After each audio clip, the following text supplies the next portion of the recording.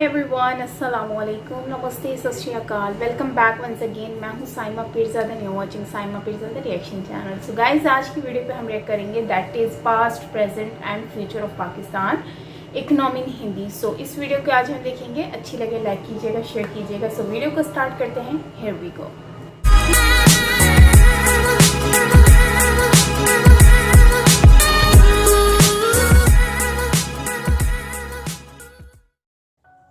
पाकिस्तान 22 करोड़ लोगों का एक इस्लामिक देश है। दुनिया का 5वां सबसे बड़ा आबादी वाला देश है। एरिया वाइज दुनिया का 33वां सबसे बड़ा देश है। 3 बार मिलिट्री द्वारा शासित किया गया देश है और एक न्यूक्लियर वेपन स्टेट है। पाकिस्तान एक ऐसा देश जो 1950 से 60 के दशक में इकॉनमी में इतना आगे था कि उस टाइम के बड़े बड़े इकॉनमिस्ट पाकिस्तान को एशिया का फ्यूचर जायंट सोचते थे। पर साल 2021 आते आते पाकिस्तान की इकॉनमी का हाल आज पूरी दुनिया को पता है। एशिया का जायंट तो छोड़िए, साल 2018 में वो 1971 में बने बांग्लादेश से पीछे हो गया है। आजकल पाकिस्तान बहुत सी प्रॉब्लम्स को फेस कर रहा है, जैसे कि over population, terrorism, poverty, illiteracy, corruption और कर्ज। तो आइए जानते हैं कि क्या ये प्रॉब्लम्स पहले के मुकाबले बड़ी हैं या फिर कम हुई हैं। तो नमस्कार दोस्तों, स्वागत करते हैं आपका चार्जिंग पॉइंट हिंदी में। दोस्तों, आज के इस वीडियो में हम बात करेंगे पाकिस्तान की इकॉनमी के बारे में, उसके पास्ट परफॉर्मेंस के बारे में, प्रेजेंट सिनेरियो के बारे में और उसके फ्यूचर के बारे में। तो जुड़े रहिए आप इस वीडियो के साथ। दोस्तों, मैं ऐसे ही एजुकेशनल टॉपिक पे बात करता हूँ, तो अगर आपको मेरा काम पसंद आता है तो अब आप मुझे सपोर्ट कर सकते हैं पेट्रियन और यूट्यूब में ज्वाइन बटन के थ्रू। और अब आप मुझे फेसबुक, इंस्टाग्राम, ट्विटर में भी फॉलो कर सकते हैं और मेरी वीडियोस को वहाँ पे भी शेयर कर सकते हैं। दोस्तों, अगर आपको एडवांस MS एक्सेल सीखना है तो मैं आपको 1475 रुपए का कोर्स फ्री में दे सकता हूँ। और अगर आपको financial market, share market, mutual fund के बारे में जानना है तो मैं आपको 4720 रुपए का कोर्स फ्री में दे सकता हूँ। दोनों कोर्सेज की लिंक डिस्क्रिप्शन में दी गई है। 1947 में भारत का बंटवारा हुआ और पाकिस्तान बना। शुरुआत में पाकिस्तान की इकोनॉमिक ग्रोथ भारत से कहीं आगे थी। 1960 तक पाकिस्तान की एनुअल एवरेज ग्रोथ रेट 6.8% थी। 1970 तक ये ग्रोथ रेट गिर के 4.7% पे आ गई थी। फिर 1990 तक पाकिस्तान की एवरेज एनुअल ग्रोथ रेट गिर के 4.6% तक आ गई थी। पाकिस्तान की ग्रोथ रेट गिरने का सबसे बड़ा कारण बना मिलिट्री रूल। आपको ये बात जान के हैरानी होगी कि जब पाकिस्तान बना था तब उसने सेमी लिबरलाइजेशन पॉलिसी अपनाई थी, जिसके चलते पाकिस्तान में बहुत सी प्राइवेट कंपनीज इन्वेस्ट करने लगी थी। और शुरुआत में पाकिस्तान के रिलेशन US के साथ भी अच्छे थे, जिससे पाकिस्तान में अच्छी खासी इन्वेस्टमेंट भी होती थी। पर मिलिट्री रूल के चलते पाकिस्तान की इकोनॉमी को नेशनलाइज कर दिया गया। मिलिट्री ने सब कुछ अपने कंट्रोल में कर लिया, प्राइवेटाइजेशन को खत्म कर दिया, जिससे पाकिस्तान की ग्रोथ रेट गिरने लगी। 2008 में पब्लिक प्रेशर के चलते पाकिस्तान में मिलिट्री रूल खत्म हुआ और पाकिस्तान में PPP पार्टी की सरकार बनी। PPP की सरकार बनने के बाद पाकिस्तान में तेजी से वायलेंस और करप्शन बढ़ने लगी, जिसके कारण ये सरकार भी 4 साल में ही गिर गई। फिर 2013 में नवाज शरीफ पाकिस्तान के प्रधानमंत्री बने। बहुत से लोग बोलते हैं कि इमरान खान को बहुत बुरे हालातों में पाकिस्तान मिला है, पर शायद उनको पता नहीं है कि 2013 में जब नवाज शरीफ पाकिस्तान के प्रधानमंत्री बने थे तब Pakistan energy shortage, hyper inflation, mild economic growth, high debt और लार्ज बजट डेफिसिट से गुजर रहा था। तो जैसे ही नवाज शरीफ पाकिस्तान के प्रधानमंत्री बनते हैं तो उन्हें IMF की तरफ से $6.3 बिलियन का फंड मिलता है। उन पैसों से नवाज शरीफ ने पाकिस्तान की एनर्जी शॉर्टेज को कम किया, पब्लिक फाइनेंसेस को स्टेबलाइज किया, रेवेन्यू कलेक्शन बढ़ाया और बैलेंस ऑफ पेमेंट को इम्प्रूव किया। यहाँ तक कि पाकिस्तान में इन्फ्लेशन को भी कम किया। ये सारी बातें IMF ने अपनी रिपोर्ट में कही है। पर एक बार फिर से पाकिस्तान में पॉलिटिकल अनस्टेबिलिटी देखने को मिलती है और नवाज शरीफ की सरकार गिर जाती है और इमरान खान पाकिस्तान के प्रधानमंत्री बनते हैं। आपको एक बात जान के हैरानी होगी कि पाकिस्तान के अब तक के इतिहास में कोई भी प्राइम मिनिस्टर ने अपने 5 साल का पूरा कार्यकाल कंप्लीट नहीं किया। 2002 में पाकिस्तान की इकॉनमी $100 बिलियन की थी। 2011 में पाकिस्तान की इकॉनमी $200 बिलियन की बनी। 2017 में पाकिस्तान की इकॉनमी $300 बिलियन की हो गई थी। और अभी की बात करें तो पाकिस्तान की अर्थव्यवस्था दुनिया की 42वीं सबसे बड़ी अर्थव्यवस्था है। 2021 में पाकिस्तान की नॉमिनल GDP $292 बिलियन है। हाँ, आपने सही सुना, पाकिस्तान की नॉमिनल GDP की साइज कम हुई है और उसका रीजन पाकिस्तानी रुपए की वैल्यू का डॉलर के मुकाबले गिरना है। और पाकिस्तानी रुपए की वैल्यू के गिरने का रीजन है कर्ज। पाकिस्तान की GDP PPP purchasing power parity 2021 में $1.19 ट्रिलियन है। GDP पर कैपिटा की बात करें तो पाकिस्तान की पर कैपिटा पैंडेमिक के कारण 2020 में -2.7% कम हुई है। 2021 में पाकिस्तान की पर कैपिटा नॉमिनल टर्म्स में $1,543 है और PPP टर्म्स में $5,839 है। वैसे ये अनुमान लगाया गया है कि 2021 में पाकिस्तान की पर कैपिटा इनकम -0.2% और कम होगी। ये डाटा एशियन डेवलपमेंट बैंक के द्वारा दिया गया है। GDP ग्रोथ रेट की बात करें तो 2019 में पाकिस्तान की GDP ग्रोथ रेट 1.9% थी, जो 2020 में पेंडेमिक के कारण गिर के -0.4% पे आ गई है। 2021 की ग्रोथ रेट 1.4% प्रिडिक्ट की गई है। अच्छा, कुछ पाकिस्तानी यहाँ पे बोलेंगे कि नहीं, आप झूठ बोल रहे हो, पाकिस्तान की ग्रोथ रेट इमरान खान ने 3.94% बताई है। तो देखो, इस चीज को लेके पाकिस्तान में खुद बवाल हो रहा है। पाकिस्तान में कुछ पढ़े लिखे इकोनॉमिस्ट ने कहा है कि जो फिगर इमरान खान की पार्टी ने बताया है वो गलत है, ये इमरान खान की पार्टी का इलेक्शन प्रोपेगेंडा है। पाकिस्तान के फॉर्मर फाइनेंस मिनिस्टर ने बताया है कि अप्रैल में जब पाकिस्तान की फेडरल कैबिनेट ने आईएमएफ को बजट स्ट्रेटेजी पेपर शेयर किया था, तब उसमें पाकिस्तान की सरकार ने 2021 की ग्रोथ रेट 2.9% एस्टिमेट की थी। पर कुछ हफ्तों के बाद ही पाकिस्तान की सरकार ने ग्रोथ रेट बढ़ा के 3.9% कर दी है, जबकि पाकिस्तान की स्टेट बैंक ने पाकिस्तान की 2021 की ग्रोथ रेट 2.8 से 3% के बीच में प्रिडिक्ट की है। आईएमएफ ने 2% प्रिडिक्ट की है और वर्ल्ड बैंक ने 1.5% प्रिडिक्ट की है। एशियन डेवलपमेंट बैंक ने पाकिस्तान की ग्रोथ रेट 2021 में 2% प्रिडिक्ट की है। जीडीपी बाय सेक्टर की बात करें तो एग्रीकल्चर सेक्टर का कंट्रीब्यूशन पाकिस्तान की जीडीपी में 18.7% है, इंडस्ट्री सेक्टर का 19.7% है, सर्विस सेक्टर का 61.5% है। फॉरेन रिजर्व पाकिस्तान का जून 2021 तक $23 बिलियन है। अनएम्प्लॉयमेंट रेट पाकिस्तान में 5% है। पॉवर्टी की बात करें तो अकॉर्डिंग टू वर्ल्ड बैंक 2018 में 40% पीपल पाकिस्तान में पॉवर्टी लाइन से नीचे थे, पर पेंडेमिक के चलते 2020 में पाकिस्तान की पॉवर्टी रेट 5.4% इंक्रीज हुई है। 2020 में पाकिस्तान में 2 मिलियन लोग पॉवर्टी लाइन से नीचे आ गए हैं। इसके अलावा 2018 के पाकिस्तान के नेशनल न्यूट्रिशन सर्वे में यह पाया गया है कि पाकिस्तान में 50% फैमिलीज को 2 वक्त का खाना नसीब नहीं होता है। 40.2% चिल्ड्रन पाकिस्तान में क्रॉनिक माल न्यूट्रिशन से अफेक्टेड है। वैसे ये सर्वे पाकिस्तान की सरकार ने खुद करवाया है। इन्फ्लेशन की बात करें तो 2018 में पाकिस्तान का इन्फ्लेशन रेट 4.7% था, जो मई 2021 तक आते आते 11.9% हो गया है। ये डाटा पाकिस्तान के मिनिस्ट्री ऑफ फाइनेंस के द्वारा दिया गया है। पाकिस्तान के लोगों ने ये नोटिस किया होगा कि साल भर में पेट्रोल और डीजल की प्राइस पाकिस्तान में बहुत बढ़ी है, केरोसिन की प्राइस बहुत बढ़ी है, जिससे कंज्यूमर गुड्स की भी प्राइस बढ़ी होगी। तो यहाँ पे पाकिस्तान की सरकार को इन्फ्लेशन को कम करने के लिए जल्दी कुछ करना होगा। ट्रेड की बात करें तो पाकिस्तान की ट्रेड कोरोना के चलते 2020 में कम हुई है। जहां 2019 में पाकिस्तान का एक्सपोर्ट $24 बिलियन था, वहीं 2020 में एक्सपोर्ट गिर के $22 बिलियन पे आ गया है। पैंडेमिक के चलते एक अच्छी बात यह हुई है कि पाकिस्तान का इंपोर्ट बिल कम हुआ है। 2019 में इंपोर्ट पाकिस्तान का $51 बिलियन था, जो 2020 में गिर के $43 बिलियन पे आ गया है, जिससे पाकिस्तान का ट्रेड डेफिसिट भी कम हुआ है।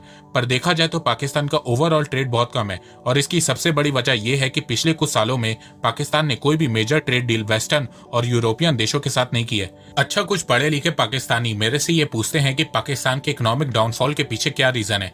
तो देखो, पाकिस्तान के इकोनॉमिक डाउनफॉल के पीछे मुझे 4 रीजन दिखाई दे रहे हैं। पहला रीजन है एफएटीएफ ग्रे लिस्ट। पाकिस्तान और एफएटीएफ का रिश्ता बहुत पुराना है। पाकिस्तान पहली बार 2008 में एफएटीएफ की ग्रे लिस्ट में गया था, फिर 2012 में दोबारा पाकिस्तान एफएटीएफ की ग्रे लिस्ट में गया था, और तीसरी बार 2018 में पाकिस्तान एफएटीएफ की ग्रे लिस्ट में गया था, और अभी तक एफएटीएफ की ग्रे लिस्ट में बना हुआ है।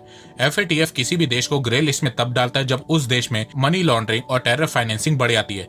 एफएटीएफ की ग्रे लिस्ट में रहने से पाकिस्तान को इकोनॉमिकली बहुत लॉस हुआ है। इस्लामाबाद के थिंक टैंक तबत लैब ने अपनी रिपोर्ट में बताया है कि 2008 से 2019 तक पाकिस्तान को एफएटीएफ की ग्रे लिस्ट में होने से $38 बिलियन का लॉस हुआ है। 2021 के फिगर जब सामने आएंगे तो ये लॉस $40 बिलियन को क्रॉस करता हुआ दिखेगा। दूसरा रीजन है रॉन्ग इकोनॉमिक पॉलिसी। पाकिस्तान की अब तक की सबसे बड़ी अगर कोई रॉन्ग इकोनॉमिक पॉलिसी है तो वो है सीपैक। सीपैक की शुरुआत 2015 में हुई थी। ये deal power sector, roads, highway, railway के लिए की गई थी, जिससे पाकिस्तान की इकोनॉमी को बूस्ट मिल सके। पर इन 5-6 सालों में सीपैक ने पाकिस्तान को दिया क्या है?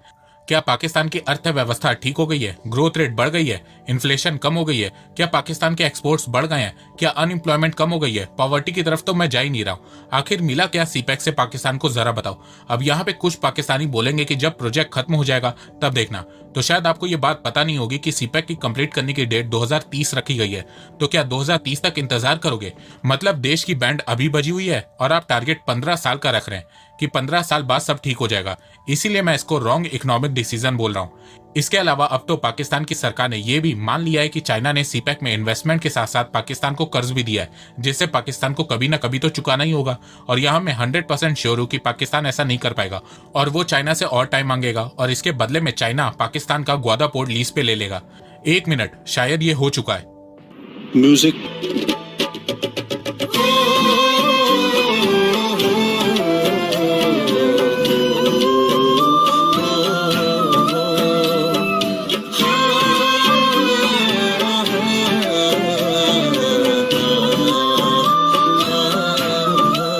पाकिस्तान के इकोनॉमिक डाउनफॉल का तीसरा रीजन है डेट। इमरान खान के प्रधानमंत्री बनने के बाद पाकिस्तान का कर्ज कम नहीं हुआ है बल्कि और बढ़ गया है। टोटल पब्लिक डेट पाकिस्तान का 2018 में इमरान खान के प्रधानमंत्री बनने से पहले 29,879 बिलियन पाकिस्तानी रुपी था, जो 2021 में बढ़ के 45,470 बिलियन पाकिस्तानी रुपी हो गया। इस तरह पाकिस्तान का टोटल एक्सटर्नल डेट भी बढ़ा है। 2018 में पाकिस्तान का एक्सटर्नल डेट 95 बिलियन डॉलर्स था, जो 2021 में बढ़ के 116 बिलियन डॉलर्स हो गया। पाकिस्तान का डेट हर क्वार्टर बढ़ता जा रहा है। कुछ पाकिस्तानी अब यहाँ पे बोलेंगे कि इमरान खान सही काम कर रहा है, तो जरा ये बताओ ये कौन सा लॉजिक है कि कर्ज को कम करने के लिए और कर्ज लिया जाता है। वैसे ये सारा data state bank of Pakistan के द्वारा दिया गया है, आप खुद से चेक कर सकते हैं। चौथा रीजन है इकोनॉमिक डाउनफॉल का सपोर्ट टेररिज्म। पाकिस्तान की अर्थव्यवस्था के डाउन होने का सबसे बड़ा कारण यह है कि पाकिस्तान की सरकार टेररिज्म को सपोर्ट करती है और इसी के चलते पाकिस्तान में कोई इन्वेस्ट नहीं करता है। प्रूफ दे रहा हूं। अब आप इस फिगर में पाकिस्तान की गवर्नमेंट का टोटल रेवेन्यू देखिए, 2005 से 2020 तक हर साल बढ़ा है। टोटल टैक्स रेवेन्यू देखिए, 2005 से 2020 तक वो भी बढ़ा है, मतलब लोगों ने टैक्स भी ज्यादा दिया है। अब आप ये फिगर देखिए, इसमें पाकिस्तान का टोटल डेट 2009 से 2021 तक हर साल बढ़ा है। अब एक चीज मुझे ये समझ में नहीं आ रही है कि जब लोग ज्यादा टैक्स दे रहे हैं, गवर्नमेंट की रेवेन्यू भी हर साल बढ़ रही है, उसके बावजूद पाकिस्तान की सरकार ने ज्यादा कर्ज क्यों लिया? देश की डेवलपमेंट तो टैक्स के कलेक्शन से ही होती है, जो कि पाकिस्तान में हर साल बढ़ी है। चलो एक बार मैं मान लेता हूं कि जो कर्ज पाकिस्तान ने लिया वो अपनी इकोनॉमी को बूस्ट करने के लिए लिया होगा, पर ऐसा कुछ दिख तो नहीं रहा है। पाकिस्तान में इन्फ्लेशन अभी बहुत ज्यादा है, एक्सपोर्ट्स बढ़े नहीं है, फॉरेन रिजर्व भी सिर्फ 23 बिलियन डॉलर्स है और पाकिस्तान का एक्सटर्नल डेट 116 बिलियन डॉलर्स हो गया। 116 बिलियन डॉलर्स बहुत पैसा होता है। वो पैसा कहाँ गया? ऐसा नहीं है कि ये सिर्फ प्रीवियस गवर्नमेंट का डाटा है, ये 14 साल का डाटा है, मतलब पाकिस्तान की पास्ट 3 गवर्नमेंट का डाटा है। और ये मैं अपने से फिगर्स नहीं बता रहा हूँ, पाकिस्तान की मिनिस्ट्री ऑफ फाइनेंस का डेटा है। अगर पाकिस्तान में ऐसे ही हालात बने रहे तो फ्यूचर में पाकिस्तान को मोस्ट डेंजरस कंट्री बोला जाएगा। वैसे अभी भी बोला ही जाता है। आपने सबसे पहले घबराना नहीं। फ्यूचर की बात करें तो पाकिस्तान की अर्थव्यवस्था की हालात पहले ही खराब थे कि कोरोना वायरस ने आके और बैंड बजा दी, जिससे एक बात तो साफ समझ में आ रही है कि फ्यूचर में पाकिस्तान की बहुत ही अच्छे से लगने वाली है और ये दिख भी रहा है। इमरान खान की सरकार अब धीरे धीरे पाकिस्तान के एसेट्स जैसे कि एयरपोर्ट्स, मोटरवेज को लीज पे दे रही है। ये मैं अपने से नहीं बोल रहा हूँ, ये पाकिस्तान डेली की रिपोर्ट है। पाकिस्तान की इस समय सबसे बड़ी प्रॉब्लम है कर्ज। ज्यादा कर्ज लेने से पाकिस्तान की इकोनॉमी की बैंड बच चुकी है। IMF पाकिस्तान को बता रहा है कि उसको इकोनॉमी कैसे चलानी है। पाकिस्तान के बराबरी वाले देश आज उससे कहीं ज्यादा आगे निकल चुके हैं। फ्यूचर की बात करें तो पाकिस्तान का कर्ज और बढ़ेगा, जिसको चुकाने के लिए पाकिस्तान हमेशा की तरह और कर्ज लेगा, क्योंकि चाहे पाकिस्तान की पुरानी सरकार हो या नहीं, किसी ने भी पाकिस्तान के कर्ज को कम नहीं किया है, उल्टा बढ़ाया है। इमरान खान आए दिन ये बोलते रहते कि अभी देश में बुरे हालात चल रहे हैं, सब साथ दे, पर पाकिस्तान के बुरे दिन तो अभी आने वाले हैं। वो इसलिए क्योंकि IMF का कहना है कि 2023 तक पाकिस्तान का एक्सटर्नल डेट सिर्फ इंटरेस्ट रेट के चलते 130 बिलियन डॉलर तक पहुंच जाएगा। इसके अलावा अगर पाकिस्तान की सरकार ने और कर्ज लिया तो फिगर कहां जाएगा ये तो IMF को भी नहीं पता। अगर पाकिस्तान को अपनी अर्थव्यवस्था को सुधारना है और कर्ज से बाहर आना है तो पाकिस्तान की सरकार को अपना ट्रेड बढ़ाना होगा, बहुत सारे मेजर इकोनॉमिक रिफॉर्म्स लाने होंगे, मेक इन पाकिस्तान को प्रमोट करना होगा, एक strong economic relief package announce करना होगा और अपने फॉरेन रिलेशंस को ठीक करना होगा। फॉरेन रिलेशन को ठीक करने की बात मैं इसलिए बोल रहा हूं क्योंकि अगर पाकिस्तान का फॉरेन रिलेशन ठीक होता है तो इससे पाकिस्तान का ट्रेड भी बढ़ जाएगा। इसके अलावा पाकिस्तान की सरकार को महंगाई को कंट्रोल करना होगा। पाकिस्तान की सरकार को यह कोशिश करनी होगी कि पाकिस्तान की ग्रोथ रेट इन्फ्लेशन से ज्यादा हो। ये नहीं कि पाकिस्तान की ग्रोथ रेट 3 से 5% के बीच में हो और इन्फ्लेशन 8 से 10% के बीच में हो, इससे पाकिस्तान में गरीबी ही बढ़ेगी। तो अब फ्यूचर में देखना यह है कि पाकिस्तान की सरकार इकोनॉमी को संभालने के लिए आगे क्या स्टेप्स लेती है। तो दोस्तों मुझे लगता है कि अब आपको सब समझ में आ गया होगा। तो अगर आपको ये वीडियो पसंद आए तो आप इस वीडियो को लाइक कीजिए और अब आप मुझे सपोर्ट भी कर सकते हैं पेट्रियन और यूट्यूब में ज्वाइन बटन के थ्रू। एक बात मैं कहना चाहता हूँ, आप जितनी मेरी वीडियोस को शेयर करेंगे उतनी ही रीच मेरी बढ़ेगी और उतने ही लोग मेरे से जुड़ेंगे। तो वीडियो को शेयर करना, चैनल को सब्सक्राइब करना बिल्कुल भी मत भूलिएगा। मैं ऐसे ही एजुकेशनल वीडियोस लाता रहूंगा आप लोगों के लिए। तो अभी तक के लिए बस इतना ही। धन्यवाद। जय हिंद, जय भारत। सो गाइज ये वीडियो है जिसमें बात की गई है पाकिस्तान की growth, GDP, past, future and present के ऊपर। काफ़ी वीडियो पे मेहनत की गई है, काफ़ी इन्फॉर्मेशन जो है वो कलेक्ट करके यहाँ पर हमसे शेयर की गई है। सो उसके लिए इनको जितना भी हम अप्रिशिएट करें उतना ही कम है और इनकी वीडियोस बहुत अच्छी होती हैं। ओरिजिनल वीडियो का लिंक मैं डिस्क्रिप्शन में दे दूँगी, सो प्लीज़ आप अगर वॉच करना चाहें तो वहाँ से देख सकते हैं। सो खैर वीडियो की तरफ चलते हैं। तो वीडियो में जैसे कि इन्होंने कहा है कि पाकिस्तान की पास्ट में जो था वो GDP बहुत ज़्यादा थी, भारत से भी ज़्यादा थी। जब 1947 के बाद से पाकिस्तान की जीडीपी भारत से भी ज़्यादा हुआ करती थी, और फिर उसके बाद 16 में जाकर पाकिस्तान की जीडीपी डाउन होना स्टार्ट हुई, फिर इंक्रीज हुई। तो इस तरह से सारा सिस्टम चलता रहा। तो जबकि भारत की जीडीपी सुनने में आ रहा है कि कम थी, लेकिन अब जो है अगर हम प्रेजेंट से कंपेयर करें तो पाकिस्तान की जीडीपी भारत से बहुत गुना पीछे रह गई है, बहुत पीछे है। और उसके अलावा यहाँ पर हमें आइडिया होता है कि हमारी जीडीपी कितना पीछे चली गई। और इसके अलावा बांग्लादेश जो पाकिस्तान से 1971 में अलग हुआ था, सेपरेट हो गया था, एक अलग कंट्री बन गई, और उसकी जीडीपी अब जो है पाकिस्तान से भी ज़्यादा है। सो इस बात को देखना आइडिया होता है कि हम लोग कितना पीछे हैं और हम लोगों ने कितनी प्रोग्रेस की है, कितना ज़्यादा हम आगे निकले हैं। सो ये इस बात का सबूत हमारे सामने है। सो इन सारी चीज़ों के अलावा अगर हम हटकर बात करते हैं तो मैंने ये चीज़ नोट की है कि पाकिस्तान को मतलब शुरू से ही किसी ने इसकी जीडीपी पर फोकस किया ही नहीं था। अगर फोकस किया होता, पाकिस्तान यार भारत से बहुत छोटा मुल्क है, बहुत छोटी कंट्री है, हाफ भी नहीं है पाकिस्तान भारत के आगे, लेकिन जीडीपी तो होनी ज़्यादा चाहिए थी। लेकिन कंपेयर करें अगर पॉपुलेशन को तो वो भी पाकिस्तान से ज़्यादा भारत में, लेकिन भारत और पाकिस्तान में कितना डिफरेंस आ चुका है इसको हम देखें तो हमारी अपने लोगों ने ही बर्बाद कर दिया। जैसे मिलिट्री की बात कर रहे हैं कि मिलिट्री ने उस टाइम पर उसके हैंड ओवर तो मिलिट्री के थे, तो मिलिट्री ने जो है वो अपने फैसले लिए हुए थे, उसकी वजह से ये इसका जो जीडीपी है वो डाउन होना स्टार्ट हो गई। उसके बाद फिर हम लोग अगर चाहते तो हम इस वक्त बहुत ज़्यादा स्ट्रॉन्ग कंट्री होते, हम अगर चाहते तो हमारे पास इस वक्त इकनॉमी बहुत ज़्यादा होती अगर हम टेररिज्म को सपोर्ट ना करते। आईएमएफ के जो है अगर हम लोग ग्रे लिस्ट में ना होते तो मुझे लगता है कि हम लोग काफ़ी आगे निकले हुए होते। अगर हमने कर्ज ना लिया होता तो हम शायद आगे होते। हमने अगर जो है वो अपनी तालीमी सिस्टम पर फोकस किया होता तो हम शायद आगे होते, लेकिन हमने ना तो कभी इन चीज़ों पर फोकस किया। हमारी गवर्नमेंट जितनी भी गवर्नमेंट्स आई, नवाज शरीफ हो गया, परवेज़ मुशर्रफ हो गया, या और भी जितने भी लोग आए, मतलब कि ऐसा नहीं है कि काम नहीं किया। नवाज शरीफ ने काम तो किया, ऐसा नहीं है कि नहीं किया, प्रोग्रेस किया, लेकिन उस लेवल तक नहीं किया जितना लेवल तक करना चाहिए था। और फिर उसके बाद जो है मुशर्रफ के दौर पे भी यही हुआ, और Karachi day by day down होता जा रहा है। उसकी इकनॉमी, पाकिस्तान की इकनॉमी डाउन होती जा रही है। मैं सिर्फ कराची की बात नहीं कर रही, मैं पूरे पाकिस्तान की बात कर रही हूँ। फिर हम लोगों के पाकिस्तान में एक तो प्रॉब्लम यह है कि हम लोग उसी को ही ज़्यादातर मौके देते हैं जिससे हमें कोई फ़ायदे नहीं होता। हम सिर्फ इस बात पे ही देते हैं कि शेर हमारा तो बल्ला हमारा, तो ये बल्ला, जिसकी वजह से हमारी जो इकनॉमी है उसका रेट, जो ग्रोथ रेट है वो बहुत ज़्यादा डाउन हो गया। और इसके अलावा हम लोग जो हैं टेररिज्म को जो सपोर्ट कर रहे हैं उसमें हम लोगों का जो है वो काफ़ी इकनॉमी डाउन हुई।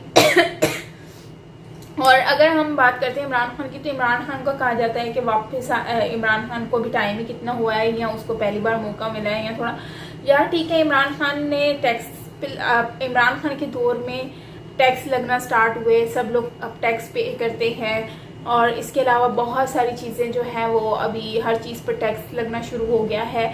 सो ये सारी चीज़ें जो है हमें पे करनी होती हैं, जिससे लोग जो हैं वो पे कर भी रहे हैं और हमें नज़र भी आ रहा है। लेकिन अगर यही हम बात करते हैं टैक्स के अलावा, तो पाकिस्तान ने कर्ज भी बहुत ज़्यादा लिया है, लेकिन वो टैक्स देने के बावजूद भी अगर कर्ज हम लोग इतना ज़्यादा ले रहे हैं तो ये जा कहाँ रहा है भाई, कहाँ जा रहा है, ख़त्म क्यों नहीं हो रहा कर्ज क्यों नहीं ख़त्म हो रहा।